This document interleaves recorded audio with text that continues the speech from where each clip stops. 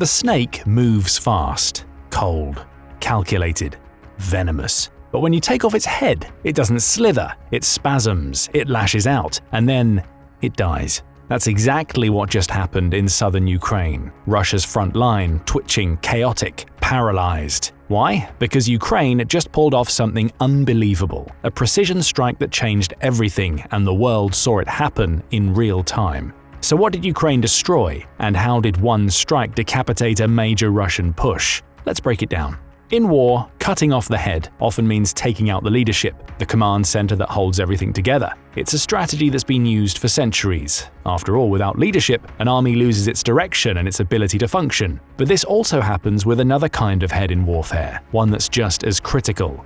Bridges. Bridges are the lifeblood of military movement. They connect troops, ammunition, and supplies. Roads, railways, and air routes all funnel through these key points, creating the arteries of a military campaign. Without bridges, entire operations can fall apart. Because if you can cut off the bridges, you cut off the army's ability to move, resupply, and reinforce. The enemy is then left stranded, powerless to advance. That's precisely why bridges are often targeted during wartime. During World War II, German Stuka dive bombers, notorious for their devastating accuracy, were some of the first aircraft to make a regular habit of destroying bridges. In 1939, these planes made their mark by destroying vital crossings over the Vistula River in Poland, effectively trapping Polish troops and preventing them from retreating. The Stuka's ability to target bridges from high altitudes, diving down to release accurate bombs, led to their success. These bombers could carry a 1,100-pound bomb which, when released at 2,275 feet, caused catastrophic damage to bridges. Fast forward to 1944, and the Allies, preparing for the Normandy invasion, carried out repeated airstrikes on bridges over the Seine.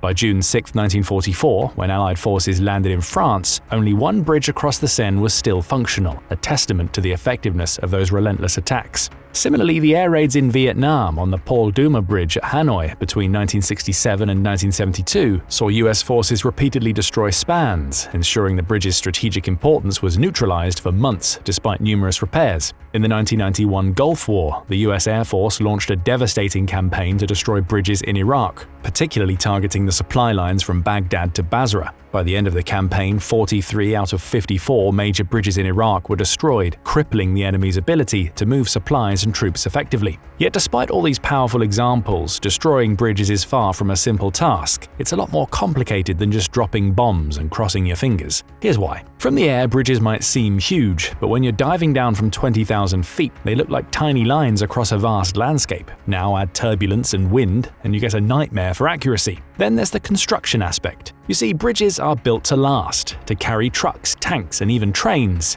We're talking steel, reinforced concrete, masonry, some of the strongest materials on the planet. Take a few hits from bombs and they might shake a little, but they will still stand. In the Gulf War, for example, even 2,000-pound precision-guided bombs had trouble bringing certain bridges down. So the trick isn't just hitting the bridge, it's hitting it right. To bring it down, you've got to hit the vulnerable points, often under pressure and with pinpoint precision. Even the best pilots can fail, and when they do, the bridge is still there, mocking their efforts. Also, important bridges don't exactly come with an open invitation.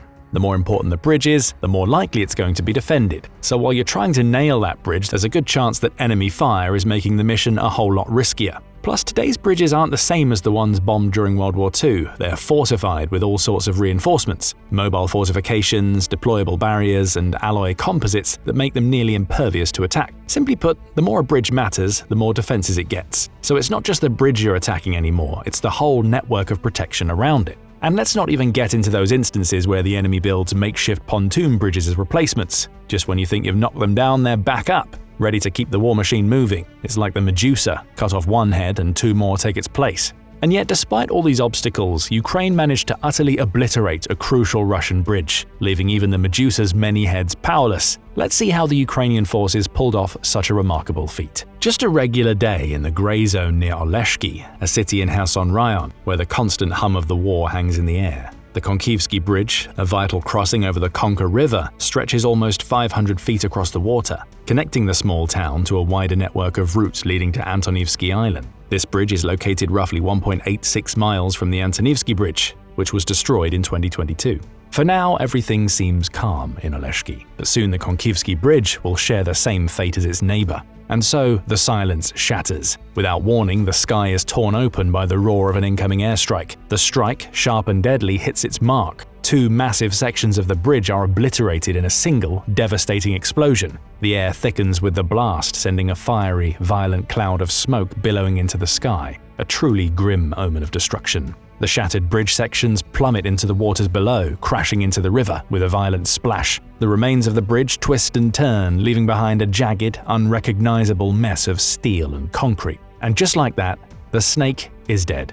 And this decapitation was well documented, with dramatic footage capturing the moment the bridge was obliterated. The video, shared on the Kherson Not Fake Telegram channel, shows the destruction unfolding in real time, as the bridge was reduced to nothing in the blink of an eye. As the post puts it, "Today, around noon, the bridge ceased to exist." Another thing that ceased to exist? Russia's ability to keep its war machine fueled in the Kherson region. The Konkivskyi Bridge was critical for Russian forces trying to push toward the right bank of the Dnipro River.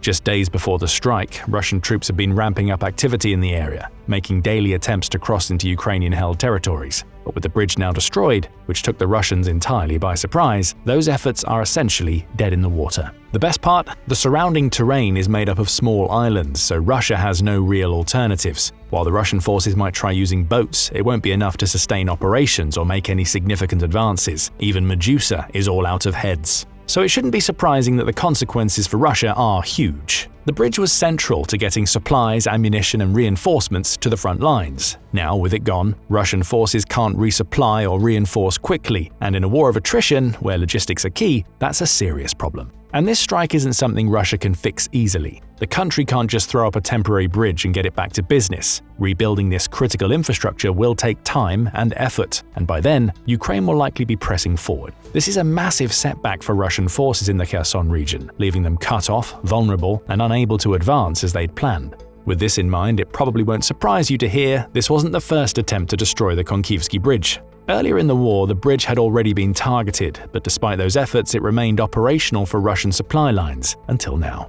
However, one thing you might not expect to hear is that Russia also targeted this bridge in October 2024, a classic case of the snake biting its own tail. But why? According to the Atesh partisan movement, which operates within Russian-occupied territories and provides crucial intelligence to Ukraine, the destruction of the bridge was tied to fears of a looming Ukrainian offensive. The Konkivskyi Bridge was specifically targeted by Russian forces in anticipation of an attack from Ukrainian troops. A report from a source within the 61st Marine Brigade of the Russian Armed Forces revealed that Russian commanders had received repeated intelligence indicating that Ukrainian forces were preparing for an offensive on the left bank of the Dnipro River. In response to this, the Russians took drastic measures. According to the Atesh movement, the Russians placed all military units within a 9-mile radius of the area on full combat readiness. They were bracing for a large-scale assault, and the bridge, which was a critical supply route for Russian forces, was seen as a potential vulnerability. So targeting the bridge was likely an effort to prevent Ukrainian forces from using it to push further into Russian-held territory and to limit their ability to conduct operations in the Kherson region.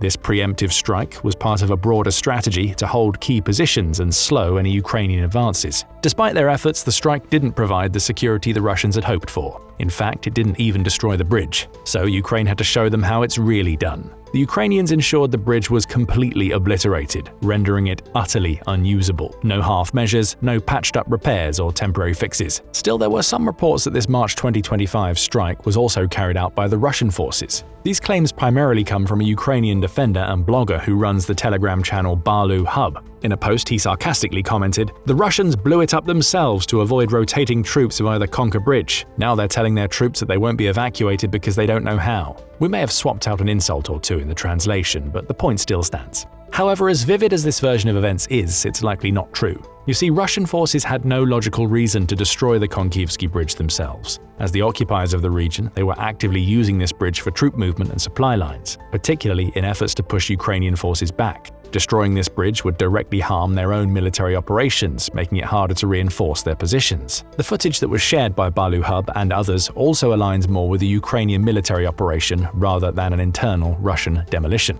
This brings us to an important question. How did Ukraine destroy the Konkivskyi Bridge? Which weapon was behind the mighty strike that decapitated the Russian snake in the Kherson region? The truth is, we don't know for certain. However, this doesn't stop us from speculating. Some experts claim that the destruction of the Konkivskyi Bridge was brought about by and from a Ukrainian fighter jet, which is certainly within the realm of possibility. With Ukrainian forces now receiving more advanced fighter jets like the MiG-29 and F-16s, they're certainly armed with the right tools. These jets could easily carry precision-guided bombs capable of crippling critical infrastructure like a bridge. Others, however, believe the Ukrainians were working with more specialized weaponry. There's chatter that the strike could have been carried out with long-range weapons provided by the US or UK, like the ATACMS or Storm Shadow missiles. The ATACMS missile, with its impressive 186-mile range, would be an ideal candidate. Its precision makes it perfect for taking out high-value targets like the Konkivskyi Bridge. The Storm Shadow missiles might have a slightly shorter reach, around 155 miles, but they can still strike targets behind enemy lines with surgical precision.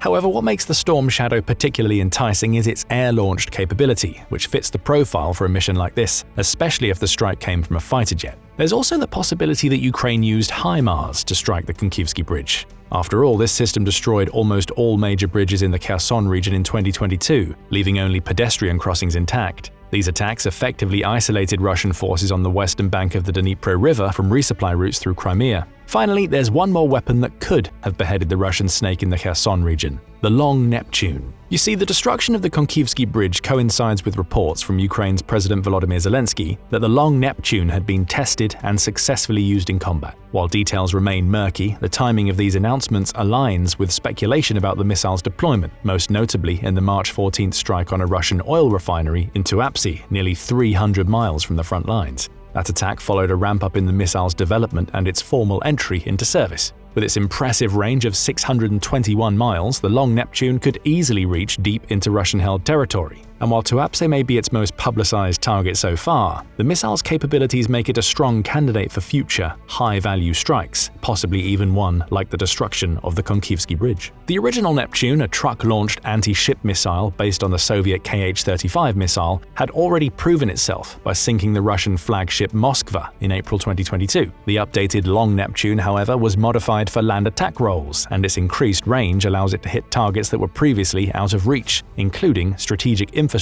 like bridges and military installations. Given that this missile has been in active combat, including a reported strike on a Russian oil refinery nearly 300 miles away, it's entirely plausible that the Long Neptune was involved in the strike on the Konkivskyi Bridge. With its precise targeting and long reach, it would certainly be an ideal tool for such an operation. But regardless of the weapon used, it's clear that Ukraine has perfected the tactic of targeting and demolishing critical infrastructure, particularly bridges, with devastating success. In fact, the country has been so effective in targeting bridges that by July 2022, Russian forces had seen a staggering 305 bridges either damaged or destroyed. That's over 300 vital crossings rendered useless, and that was in just 4 months. With over 28,000 bridges across Ukraine, the Russians have now learned the hard way that controlling them is far more complex than they anticipated. Ukrainian forces have made river crossing operations one of their primary focuses, resulting in the Russian offensive plans being repeatedly undone by failed river crossings. But here's the thing, the destruction of the Konkivskyi Bridge helped Ukraine in more ways than one. Sure, it was a major blow to Russia's logistical operations, but the psychological impact on Ukrainian troops might be even more important. For Ukraine, this destruction was a much-needed morale boost, especially considering the immense pressure the country's forces have been facing on other fronts. But now, with this successful operation, there's a renewed sense of confidence. Destroying the Konkivskyi Bridge sent a message that Ukraine can still make progress even in the face of adversity. The international media coverage of the strike only added to the impact. The public nature of the destruction sent a signal to its allies that Ukraine remains capable of significant military achievements, even when the situation looks grim. This newfound confidence may well allow Ukrainian forces to refocus their efforts on other critical areas, especially in the east, where Russian forces continue to push forward. Now, with this bridge out of the way, Ukraine can shift its attention to using its advanced weaponry, like the Long Neptune we just mentioned, to gain ground where it matters most. Now we have one more angle to consider, one that's a little more daring, but definitely worth exploring. The time of this strike may not just be about military logistics or morale, it could also be a very pointed message. With the ceasefire discussions floating in the air, this could very well be Ukraine's way of saying, "We're not backing down." While Russia is pushing hard to grab as much land as possible in a desperate attempt to gain leverage before any ceasefire talks, Ukraine is making it crystal clear that the country is still very much in the fight. Russian President Vladimir Putin's delusional belief that he's on the verge of victory, that he can somehow take all of Ukraine, is laughable but also dangerous. He's been trying to create a false sense of momentum, attempting to push Ukraine to the negotiating table from a position of weakness. So what better way to counteract that than with a well-timed strike on a key piece of infrastructure like the Konkivskyi Bridge? It's a bold statement that Russia will have to fight for every inch of Ukraine. But this begs another question: which bridge could be next? If you've been following the Russo-Ukrainian war closely, you probably already have an answer in mind: the Kerch Bridge, also known as the Crimean Bridge.